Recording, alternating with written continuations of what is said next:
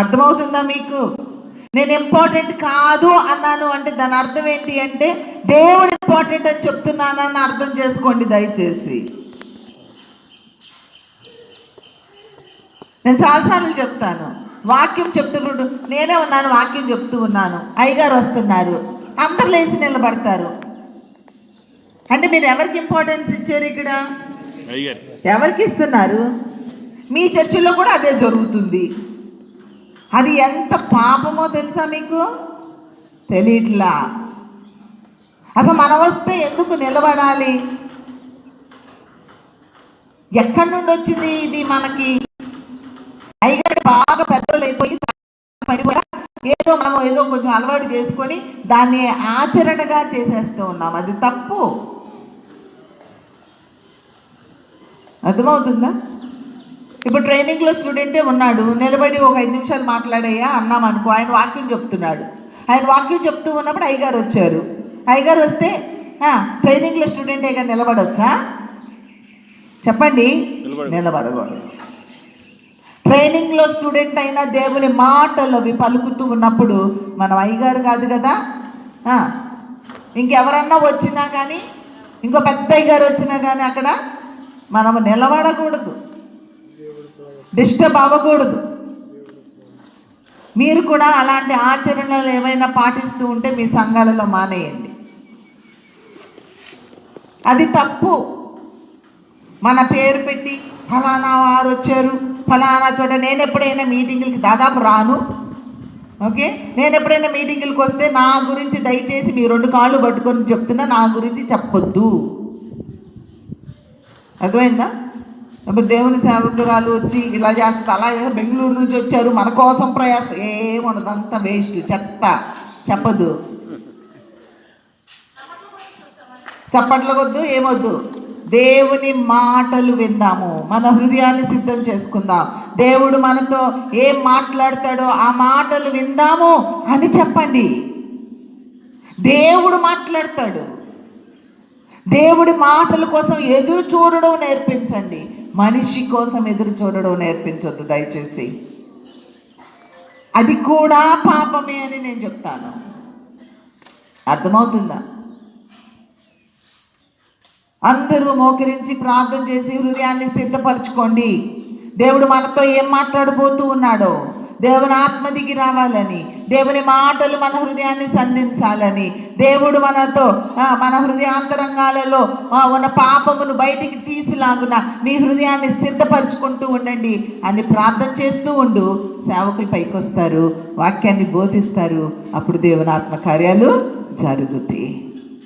మనుషులకు మహిమ ఇచ్చే దగ్గర దేవుని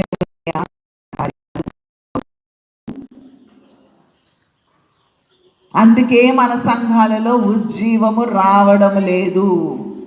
మనకి ఇంపార్టెన్స్ కోరుకుంటున్నాము. దేవుడు ఆకర్షితుడిగా ఉండాలి. అక్కడ ఆకర్షణ ఎవరిది అయి ఉండాలి? దేవునిది అయి ఉండాలి. మన యొక్క సెంటర్ పాయింట్, మన పరిచర్యకు సెంటర్ పాయింట్ ఏమవ్వాలి అంటే దేవుడు అవ్వాలి. మన పరిచర్యకు ఆ love for Christ, not love for ministry.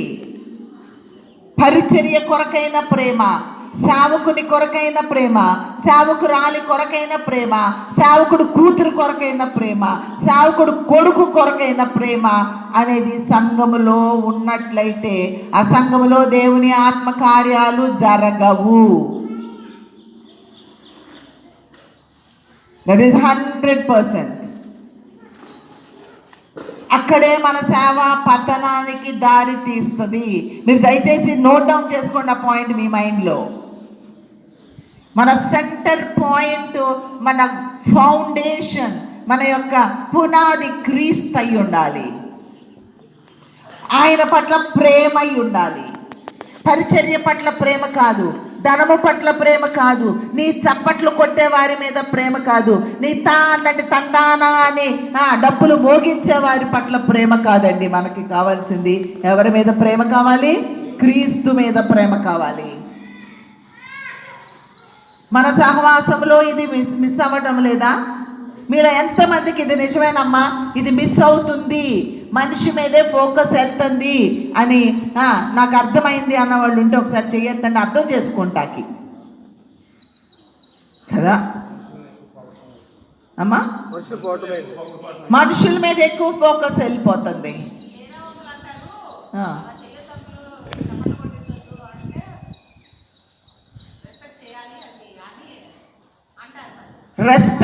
Respect is very important అండి.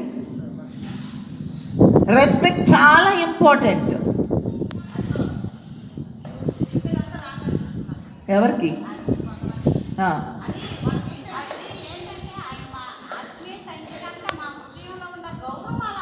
మాట వినడమే. దేవుడు ఏమన్నాడంటే మాట వినడం శ్రేష్టమన్న. బలులు అర్పించుట కంటే మాట వినడం శ్రేష్టము. వ్యక్తిగతంగా మీకు అయ్యగారి మీద ప్రేమ ఉంటే, నిజమైన రెస్పెక్ట్ ఉంటే ఆయన మాట వినండి. ఆయన మిమ్మల్ని చూసి అబ్బా రజనీ అంటే నాకెంత అసలు ఆ సంఘంలో దేవుని ఆత్మ ఉట్టిపడుతుందమ్మా రజనీ సంఘానికి వెళ్ళినప్పుడు అని అనిపించుకో. అది అయ్యగారి మీద నీకున్న ప్రేమ. ఇంకా ఏమైనా ఉందా చెప్పండి, చెప్పండి, ఓపెన్గా మాట్లాడండి.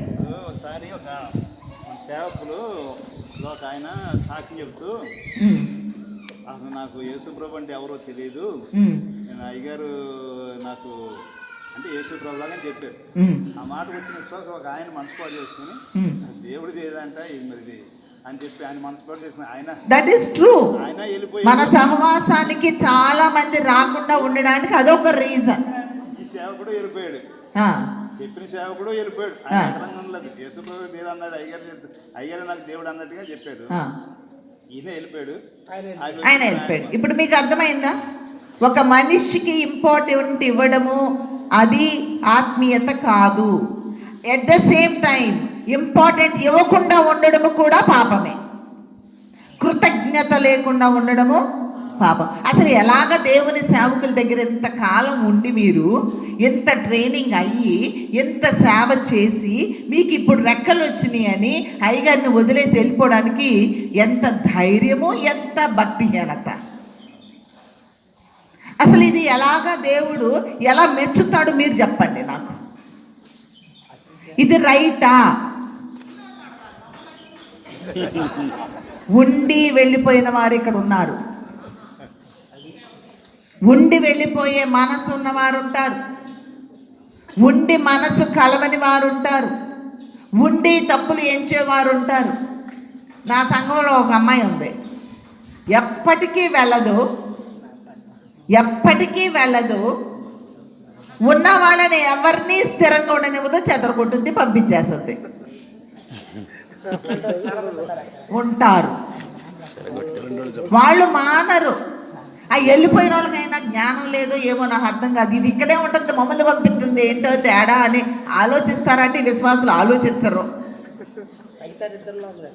అలా ఉంటుంది. అర్థమైందా?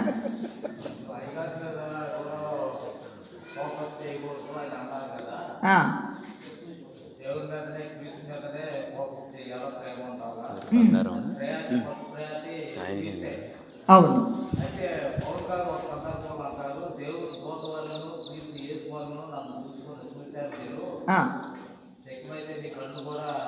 పీకిచ్చేస్తారు నాకు అంటారు.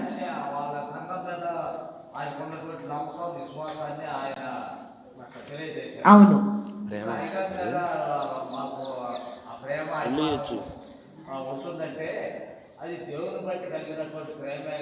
అప్పుడు మీరు ఏమని చెప్పాలి? దేవునికి మార్గము చూపించిన మార్గము అయ్యగారు. అయ్యగారు ఒక మార్గము, అయ్యగారు ద్వారా, అయ్యగారి వాక్యము ద్వారా, అయ్యగారు మాటల ద్వారా మమ్మల్ని దేవునితో అంటుకట్టారు అని చెప్పండి. అర్థమైందా మీకు? అయ్యగారు భక్తి నేర్పించారు మాకు అని చెప్తామండి.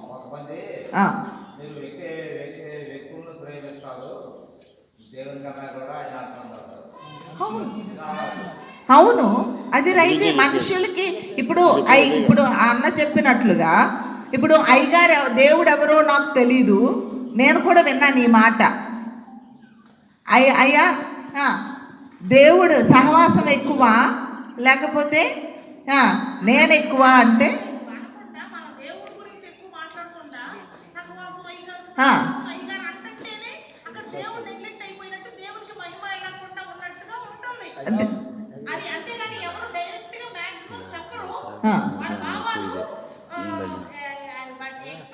అదే అంటున్నా. వాళ్ళకి అయ్యగారు ఎవరో మాకు ఇప్పుడు ఆయన అన్నట్టు దేవుడు ఎవరో మాకు తెలీదు, మాకు అయ్యగారు తెలుసు. అది చాలా పాపం. దేవుడు ఎవరో తెలియకుండా ఏం చేసావయ్యా సేవకుడా నువ్వు?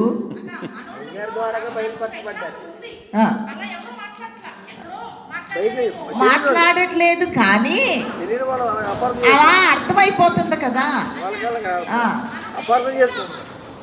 డైరెక్ట్ గా అనకపోయినా మరి అపార్థం చేసుకోకుండా ఉండాలంటే మనం ఇంకొంచెం క్లారిటీగా ఉండాలి. అది మాట్లాడే విధానాన్ని మనం మార్చుకోవాలి. అవునా కదా? నేను అనేది ఏంటంటే ఇప్పుడు నేనున్నాను, మా నాన్నగారికి నేను చాలా గౌరవం ఇస్తా, చాలా ప్రేమిస్తా. అర్థమైందా? ఆ ప్రేమ అనేది ఇప్పుడు మీరున్నారండి, మీ భార్య భర్తల రిలేషన్ ఉంది, లోపల ముద్దు పెట్టుకుంటారు, లోపల హగ్ చేసుకుంటారు, బయటకు వచ్చి కూడా నా భార్య అని ముద్దు పెట్టుకుంటావా? నీ భార్య మీద ప్రేమ లేదా? పెట్టుకోవయ్యా, ఇప్పుడు పెట్టుకోరా.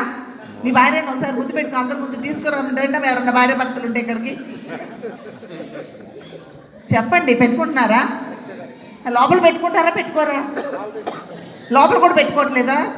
లోపల పెట్టుకోకపోతే నరకానికి వెళ్ళిపోతావు, జాగ్రత్త. లోపల పెట్టుకోకపోతే నరకానికి వెళ్ళిపోతావు.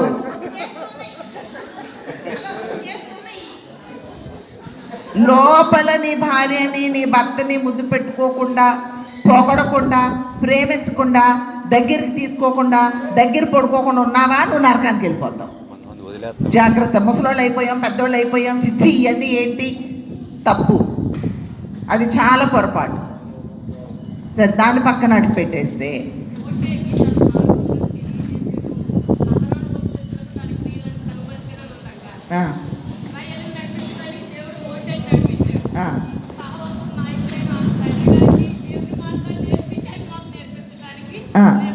రైట్, అది కరెక్ట్.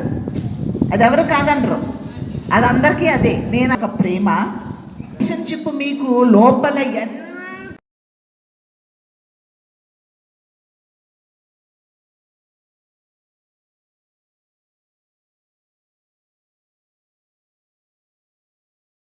వచ్చినప్పుడు దాన్ని వ్యక్తపరచం కదా. అలానే దేవుని బిడ్డల పట్ల మీ ప్రేమ అంత ఎక్కువ ఉండాలి.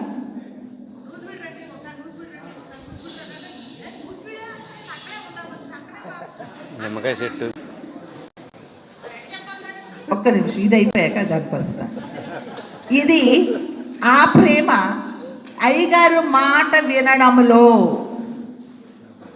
అయ్యగారు చెప్పినట్లు చేయడంలో, నీ సంఘములో, ఓకే, నీ సంఘములో అని నేర్పించుకొని తెలియని